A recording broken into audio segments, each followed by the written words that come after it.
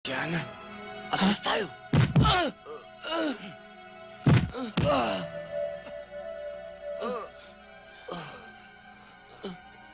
Ilang beses mo namin sasabihin sa inyo, wala kaming kasalanan.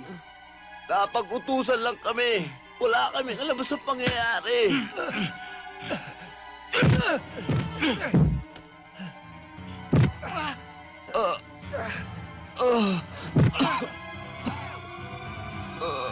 Ibalik niyo ako sa probinsya!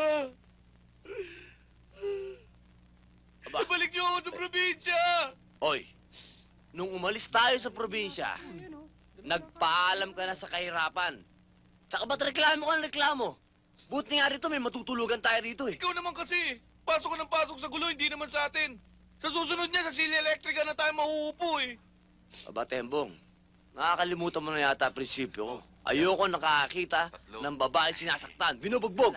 Nagdurog ang aking puso, nadudurog, sumisigaw ang aking damdamin. Ito tayo ngayon. Madudurog tayo ng mga bilanggo dito.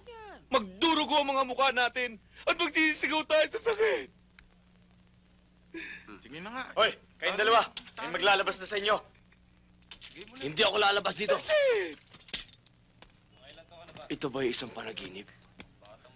Kami ba'y nangangarap? Paano mo kami natuntun? Eh di sa kapatid ko rin si Ana, na siya na rin dahilan ng pagkakapasok niya rito. Huwag na kayo mag-alala. Simple lang naman kaso niyo eh. Naayos ko na. Pero paano namin pasasalamatan? Ang napakadakila mong adhikain para sa amin. Tumigil ka na nga sa katutula mo. Kung talagang gusto niyo akong mabayaran, madali lang. Dahil whether you like it or not, kukunin ko kayong bodyguard. Bodyguard? Ngayon, kung kinakailangan bayaran ko siya, bibigyan ko siya ng pera. Pero hindi ko na kinakailangan makita pa siya dito araw-araw. Alam mo namang inis na inis ako sa mga taong atrebido, adelentado, at pakialamero. At yung trying hard na tarsa na yan, sa tingin ko, malasado yan. Sa mga nagawa niya para sa'yo, at sa mga magagawa niya para sa akin, hindi siya isang trying hard na Tarzan. He's definitely a handsome Superman. Ignorante yan. Yan! Hoy, Ana, makinig ka. Yung mga taong sinasabi mong hindi nakapag-aral, yung mga according to yung mga amoy lupa, madalas, sila pa mga totoong tao. Sila maaasahan mo sa mga gulo. Ang sabihin mo, yung mga amoy lupa na yan, sila magbabound sa'yo sa lupa pag nainis sila sa'yo. Hay nako, you'll just see. Isusumbog na lang kita kay Papa.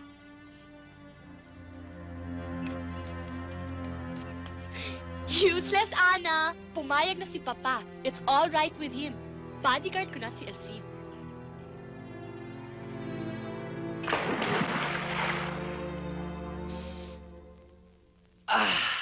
Alam mo, Tol, ayos mo ng buhay natin dito eh. Ang ganda naman ng trabaho natin. Ang problema lang, eto si Ana. Saksakan ng suplada. Mabuti na lang, mabait to si Glenda. Alam mo, tama ka sa sinasabi mo eh. Si Glenda, mabait na, mapagkumbaba pa. Samantalang si Ana, gustong gupitin ang uso nun eh. Tuwing makikita ka, nakasimangot. Palagay ko pinagliyon sa kabag at sa sama ng loob. Oh, ano nangyari sa'yo? Palagay ko may nakaalala sa akin. Sino kaya? Hindi babae yan. Walang magkakagusto sa'yo. Ay hindi, alam ko naman eh. Alam mo, yung mga bata yan, Oo nga no. matagal-tagal na rin natin silang hindi nakikita. Pasyalan kaya natin minsan. Alam mo, kahit makukulit yung mga yon, pag naiisip ko sila, nalulungkot ako. Huwag ka na malungkot. Hayaan mo't magkakasama-sama rin tayo uli. Sa'yo na.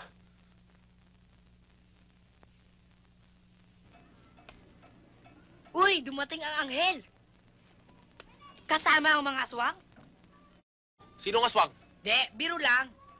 O mga bata, may pasalubong kami sa inyo ni Nora. Teka, sandali. Ako na lang. Sige, ah. Bakit ba ang dumi-dumi nyo? Ate Nora, Ano ba yan? ang daming ulan. Tawag mo nga. O, mga bata, kain yan, kayo. Tsaka ba't ang Maghugas tutugay na naman kayo. ninyo? Sige, kain na kayo na kain, ha? Ano ka naman? Nora, nahuhulog yata yung katawan mo. Nangangayayat ka. Hindi ho. Nag-iisa ka na lang dito sa buhay, ha? Wala ka ng mga magulang. Dalaga ka na. Lalong malapit sa iyong kapahamakan. Mag-iingat ka. Baka may mangyari sa iyo, eh. Masasaktan ako. Opo.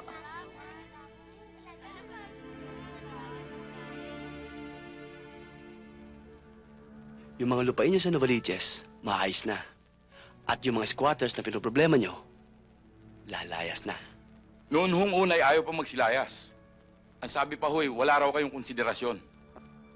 At ang sabi pa, hindi raw kayo marunong lumaban ng parehas. Lagi na lamang ninyong idinadahas-dahas. Talagang hindi ako lumalaban ng parehas. Bakit? Kailan ba naging parehas ang labanan dito sa atin? Hindi ba ang kompetisyon dito matira matibay? Magdiwang ang may kapangyarihan at salapi? At magdusa ang mangmang at walang koneksyon? Siya nga pala, Don Ricardo. Lumalapad na yata ang papel nung The Bodyguard ni Glenda. Baka dumating ang panahon, maging pingyan sa mga mata mo. Boss, hindi kaya napakarami na namin dito para kumuha ka pa ng isang tagalabas? Baka naman maging isang bulok naman sana siya, nasisira pa sa ating lahat. Pinagbibigyan ko na ang kapritsyo ng aking anak. Pero alam ko naman na malilikot ang mga mata ninyo. At hindi maaari makalusot kahit nakapirasong palpak na maaari ibigay sa inyo ng taong sinasabi nyo.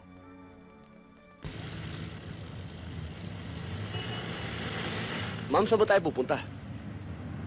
Lagi mo na lang tinatanong sa akin kung paano ka makakabayad ng utang na loob. Ito ng pagkakataon, Elsie.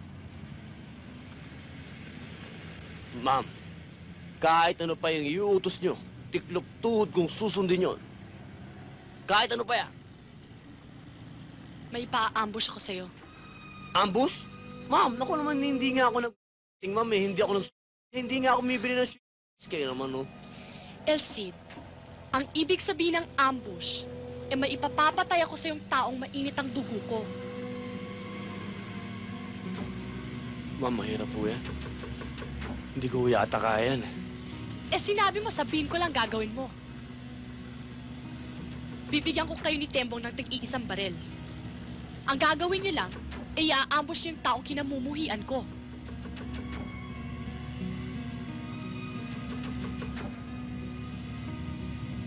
Oh, bakit natahimik ka?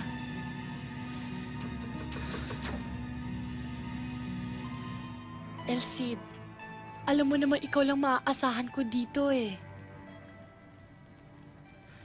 O ano? Gagawin mo bang sasabihin ko? Napakadelikado ng pinapagawa sa atin ni Glenda. Kaya naman pala mabait siya sa atin, eh.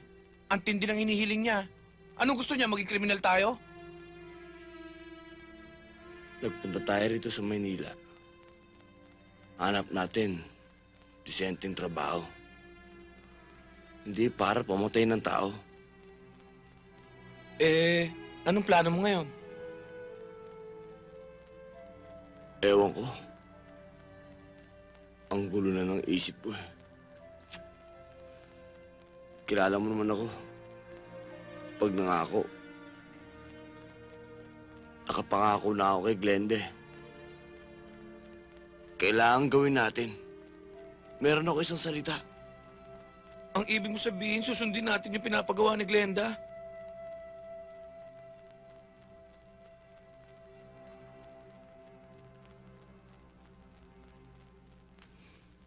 Bahala na.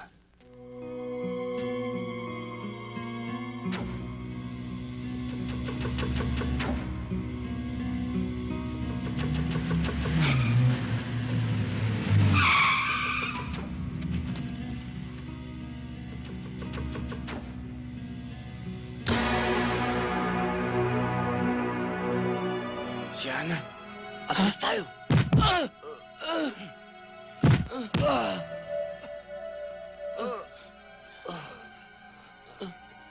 Ilang beses mo namin sasabihin sa inyo, wala kaming kasalanan.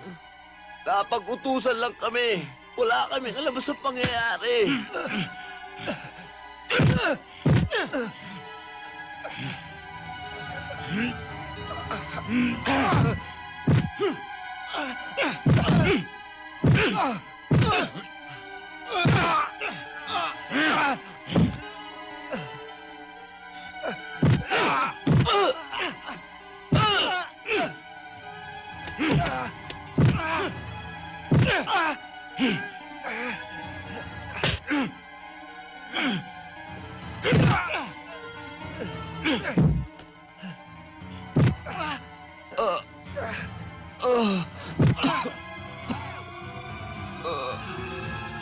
Tinabing tama na eh!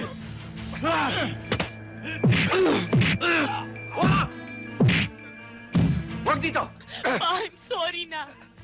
Nabigla lang naman talaga ako eh. Hindi ko na uulitin, Ana. Pangako. Nabigla ka lang? Muntik mo na akong ipapatay, tapos nabigla ka lang? Isipin mo magkapatid tayo. Kahit nasabi mo pang half-sister lang kita, ipapapatay mo ko? Alam niyo na kung anong gagawin niyo. Dali na yan!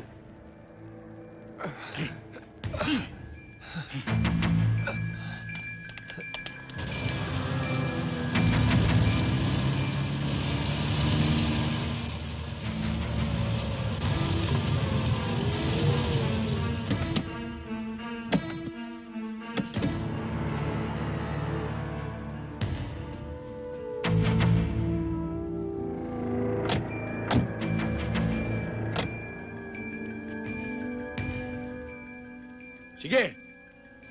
Tulak na niyan. Pre, may dumarating.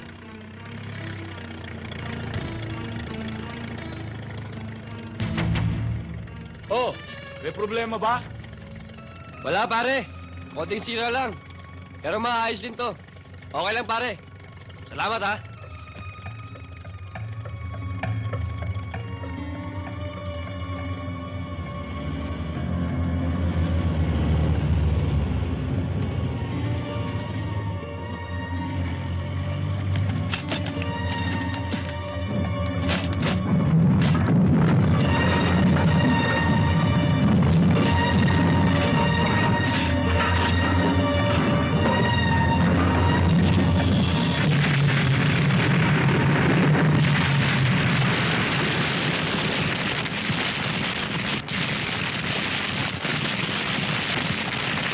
Todas na yung mga yan.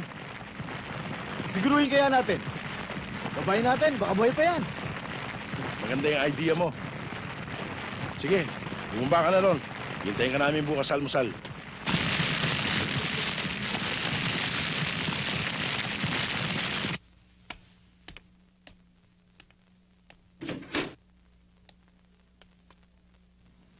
Ana, walang anuman yan. Mga 2 or 3 days confinement lang. Pwede na siyang makalabas. Ganun ho ba? Eh, di salamat na lang ho, doktora. Oh, sige. Tutuloy na ako. Magra-rounds Opo. pa ako eh.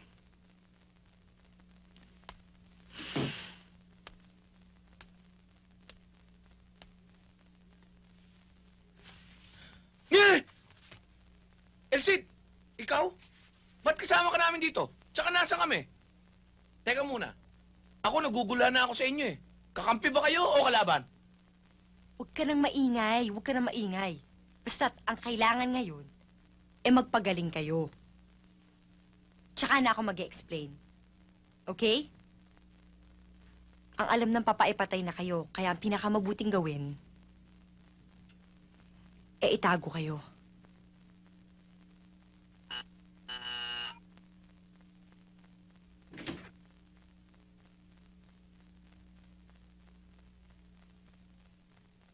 Come in.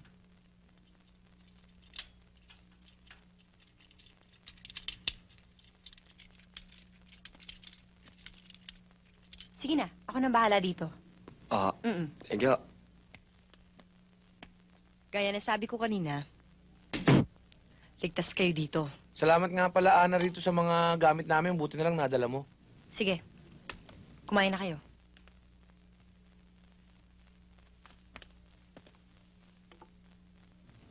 Kumain na kayo. Yan. Ubarin mo yan. Suot mo yan. Yan. Yan. Anong ginagawa niyo? Tanggalin niyo yan! Eh di ba helmet to? Hindi! Balik niyo yan dito. Kumain na kayo. Ito siguro gagamitin to, di ba? Hindi, ganito yan. Yan! Okay, ito. Lagay niyo yan. Hold up! Naunahan mo ako. Sandali. Magtigil nga kayong dalawa dyan. Hindi para dyan yan. Okay na. Hindi para dyan yan. Para dito yan. Sa kandungan. Para hindi marumihan ng damit pag nahulugan ng pagkain. Oh, okay? O sige, kumain na kayo. Kain tayo. Op! Bakit kayo nagkakamay? Rurumi ng mga kamay niyo. Magkubyertos kayo! Kubiertos? Kumain na kayo. Naglalaro pa kayo. Kubiertos napakurumi niyan. Kung sino-sino gumagamit yan. Itong kamay ko, ako lang gumagamit ito. Oo nga, ikaw lang nga gumagamit yan. Pero kung saan-saan mo naman yan pinanghahawak. Sige, kumain na kayo. Oo, di ba pag naguhugas ka?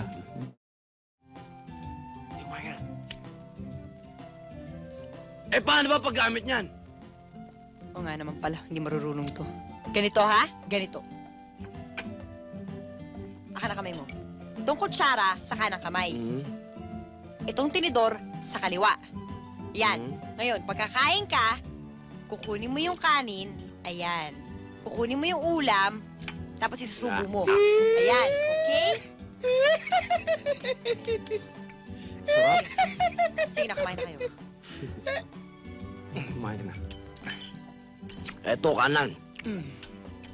Oo nga pala. Kailangan bumili kayo ng mga gamit para sa katawan. Hindi kayo pwedeng kumalat-kala dito sa hotel na ganyan ang itsura nyo. Mamaya, bibigyan ko kayo ng pera para makapag-shopping kayo. Ba? Paano ba ito? Paano ba ito? Kakatuka siyempre para bumukas yung pinto. Di ba ganun sa probinsya? Katukin mo. Wala yatang tao eh. Tao po!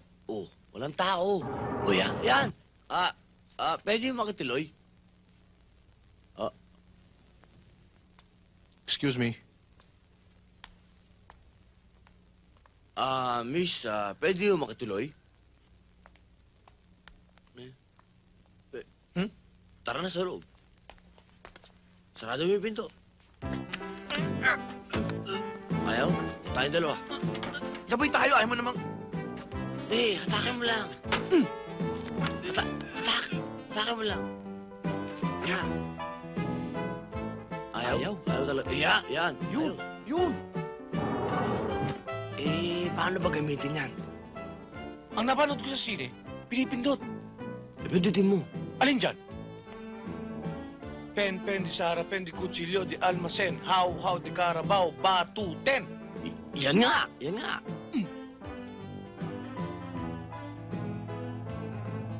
Temong, kumakalog tayo. Siyempre, ganun talaga yun. Para ka namang ignorante. Parang tumataas tayo eh. Akala mo lang yun. Hindi, tumataas tayo. Ayan, oh.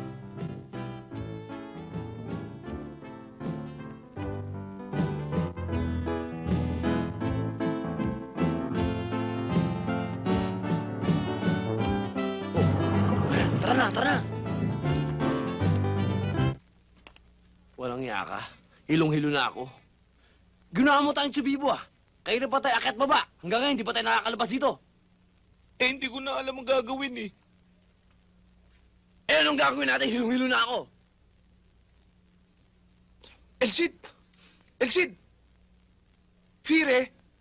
Exit! Ano ngayon yan? Napapanood ko sa sine. Ang ibig sabihin niya may hagdanan. Hagdanan? Oo! Tira mo. O bakit? Mataas eh. Mataas? Tingnan mo. Naku, taas nga. Ayos lang yan, may hagdanan naman eh. Tara na.